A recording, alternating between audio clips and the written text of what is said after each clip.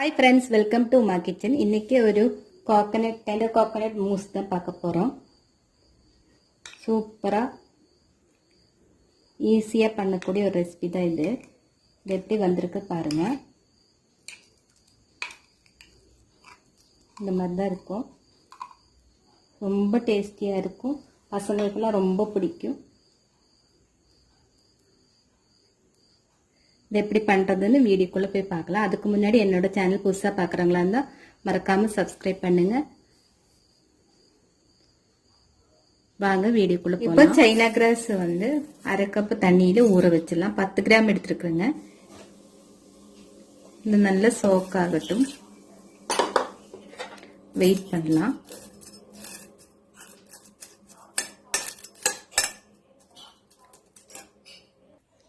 இப்போ ஒரு mixie jar எடுத்துருக்கேங்க.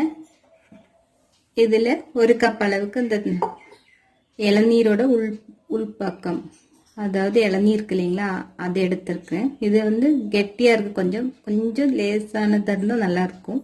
எனக்கு கிடைச்ச இந்த மாதிரி தான். இதை நம்ம அரைச்சிடலாம்.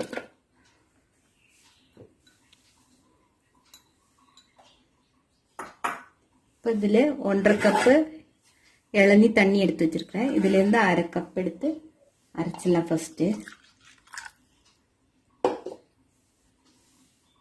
நான் அரைச்சிட்டு வந்து உங்களுக்கு காமிக்கிறேன். இப்போ இந்த கன்சிஸ்டன்சிக்கு அரைச்சிருச்சு. இப்போ நம்ம கொஞ்சம் கூட தண்ணி ஊற்றிடலாம். அந்த முழுசா எடுத்துடலாம் தண்ணி. ரொம்ப லேசான இளநீயா இருந்தா தண்ணி பார்த்து ஊற்றிடுங்க. இந்த கன்சிஸ்டன்சிக்கு அரைச்சாச்சுங்க. இது மாற்றி வச்சுக்கலாம். ரெடி ஆயிடுச்சு. நான் வந்து நட்ஸ் வச்சு தான் டெக்கரேஷன் பண்ண போறேன். அது கொஞ்சம் பாதாம், கொஞ்சம் முந்திரி பருப்பு எடுத்துருக்குங்க. இதை வந்து கேரமலைஸ் பண்ணிடலாம். இது வந்து கொஞ்சம் க்ரஷ் பண்ணிட்டு வந்துடலாம். ஃபர்ஸ்ட் ஒரு பேன் வச்சிருக்கேங்க. இது 1க்கு 2 க்ரஷ் பண்ணி வச்சுட்டேன். இதில் ஒரு 5-6 ஸ்பூன் சர்க்கரை கேரமலைஸ் பண்ணிடலாம். 6 ஸ்பூன் போட்டிருக்கேங்க.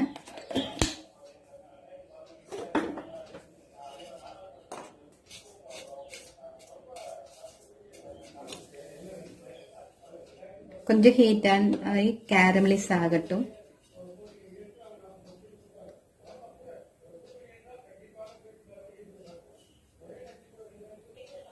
இப்போ ஓரமெல்லாம் சர்க்கரை மெல்ட் ஆக ஆரம்பிச்சிருக்கு. கொஞ்சம் கலர் சேஞ்ச் ஆனதையும் பாருங்க. ரொம்ப டார்க் ப்ரௌன் ஆக வேண்டாங்க. நல்லா மெல்ட் ஆகி மீடியம் டு ஹைல வச்சா போதும். பாருங்க, சர்க்கரை மெல்ட் ஆயிடுச்சு.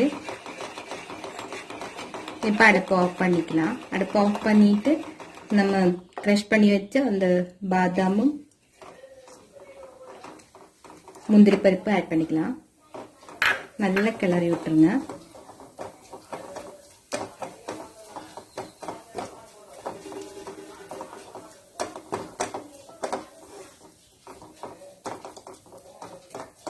இப்போ இதை வந்து ஒரு தட்டுக்கு டிரான்ஸ்ஃபர் பண்ணிக்கலாம்.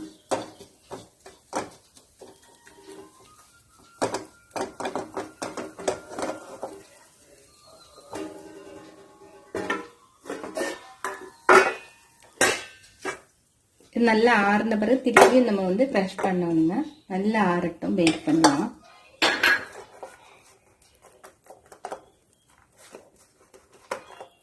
இது அப்படியே இருக்கட்டும். இப்போ இந்த அடுப்புல 1/2 கப்பு பால் ஊத்திடலாம்.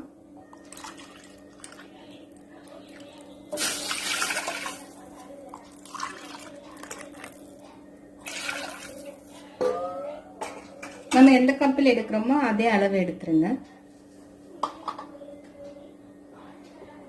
இது நல்ல பாயில் ஆகட்டும். இது கூட 1/4 கப் அளவுக்கு கண்டென்ஸ்டு மில்க் ஆட் பண்றேங்க. இது கொஞ்சம் கெட்டியானதுனால நான் கொஞ்சம் நேரத்தில் ஆட் பண்றேங்க. நீங்க வந்து புது டின்னு உடைக்கிறதா இருந்தா நல்லா பாயில் ஆன பிறகு ஆட் பண்ணிக்கங்க. இது கொஞ்சம் மெல்ட் ஆகட்டும். நான் கொஞ்சம் முன்னாடி ஆட் பண்றேங்க. 1/4 கப் அளவுக்கு எடுத்துருக்கிறேன். ஆட் பண்ணிக்கலாம்.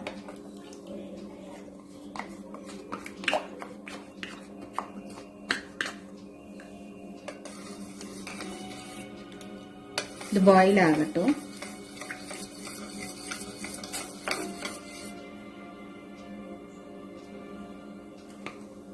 மெஷர்மெண்ட் எல்லாம் நான் வந்து டிஸ்கிரிப்ஷன் பாக்ஸில் கொடுக்குறேங்க.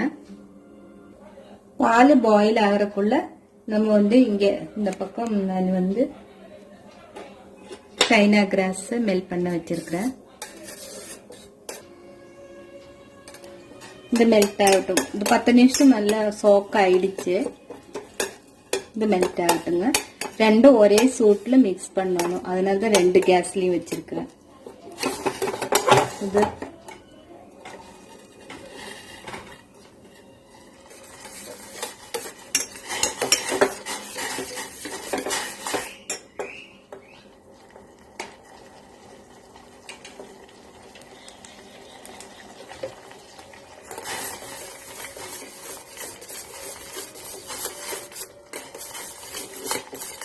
இப்போ நல்லா ஓரளவுக்கு நல்லா மெல்ட் ஆயிடுச்சு.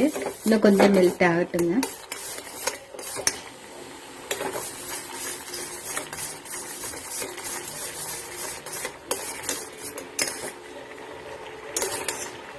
இப்போ மெல்ட் ஆயிடுச்சு. அடுப்பு ஸ்லிம் பண்ணிடலாம். இங்கே பால் கொதிச்சிட்டு இருக்கு. இப்போ பால் கொதிச்சிச்சுங்க நல்லா. இதில் பாருங்க 1/2 கப்பு சர்க்கரை ஆட் பண்ணிக்கலாம்.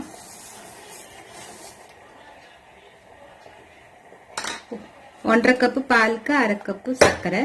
உங்களுக்கு கொஞ்சம் ஸ்வீட்னஸ் ஜாஸ்தி வேணும்னா ஆட் பண்ணிக்கோங்க. நான் இளநீ இதெல்லாம் போடுறதுனால கண்டென்ஸ்டு மில்க்கும் ஆட் பண்ணுறதுனால கொஞ்சம் கம்மியாக தான் போட்டுக்கிறேன்.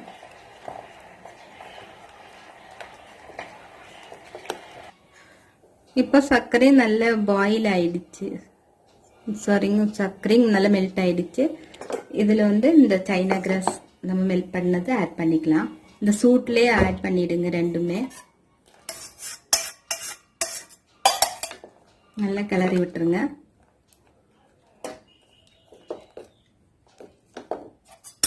இது நல்லா ஆறதுக்குள்ள நம்ம வந்து பாத்திரத்தை செட் பண்ணணுங்க. இப்போ அடுப்பு ஆஃப் பண்ணிடலாம். கொஞ்சம் கூட இருக்கிறதும் நல்லா மெல்ட் ஆயிடும். இந்த சூட்டிலே சைனா கிராஸ் வந்து கொஞ்சம் கூட மெல்ட் ஆகுது. இதிலே மெல்ட் ஆயிடும். இப்போ இதில் வந்து நம்ம அரைச்சி வச்சிருந்த கோகனட் ஆட் பண்ணிக்கலாம். அதாவது இளநீ ஆட் பண்ணிக்கலாம். நல்லா மிக்ஸ் பண்ணிக்கலாங்க. உங்களுக்கு ஃப்ளேவர் ஏதாச்சும் ஆட் பண்ணுறதா இருந்தாலும் இந்த ஸ்டேஜில் ஆட் பண்ணிக்கோங்க. நான் இப்போ அப்படியே தான் வைக்க போகிறேன். அப்போ தான் அந்த டெண்டர் கோகனட்டோட ஃப்ளேவர் கிடைக்கும். அதனால நான் எசன்ஸில் எதுவும் ஆட் பண்ணல. பார்க்குறக்கே சூப்பராக இருக்கு. இந்த டெண்டர் கோகனட் வந்து கடிக்கும்போது ரொம்ப டேஸ்ட்டாக இருக்கும். இது செட் ஆகிறதுக்குள்ள நம்ம வந்து மோல்டில் ஊற்றிடலாம். இப்போ இது செட் பண்ண வச்சிடலாம்.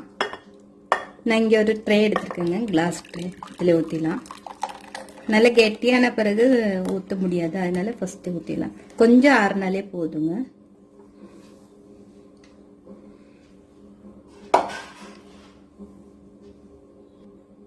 இப்போது ஃப்ரீசரில் ஒரு 4 hours வச்சிடலாம். செட் ஆகட்டும். மீதி இருக்கிறத இதுலேயே ஊற்றி செட் பண்ண வச்சுட்டேன். இப்போ இது செட் ஆயிடுச்சுங்க. ஒரு 3 hour தான் வச்சேன். செட் ஆயிடுச்சு. பாருங்க எப்படி வந்திருக்குன்னு. நல்லா கெட்டி ஆயிடுச்சு. இதில் செட் ஆயிடுச்சு. இது நீங்கள் வந்து செட் பண்ணும்போதே வேணாலும் டெக்கரேஷன் பண்ணிடலாம். நான் இப்போ வந்து அந்த பவுடர் பண்ணி வச்ச நட்ஸு இதில் ஆட் பண்ணுறேங்க. Caramelised nuts.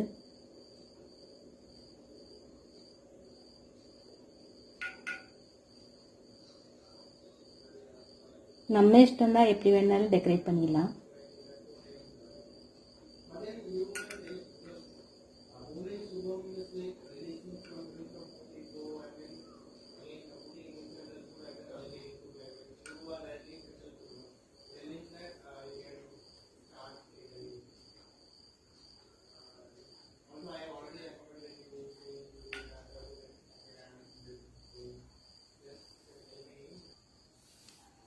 இப்போ இதை கட் பண்ணி பார்க்கலாங்க.